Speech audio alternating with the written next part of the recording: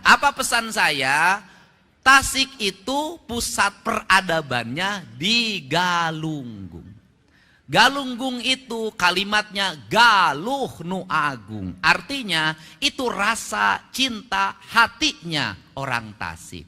Untuk itu mohon nanti bersama-sama berbagai kerusakan yang ditimbulkan karena penambangan di Galunggung harus segera dihentikan.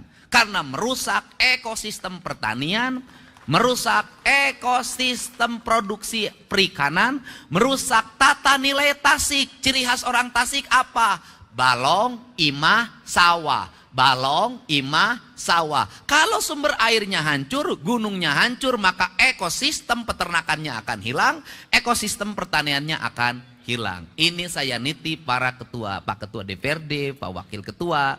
Dan yang terakhir, saya pesan di Tasik belanjanya diarahkan ke belanja langsung kebutuhan publik. Jangan terlalu banyak belanja hibah.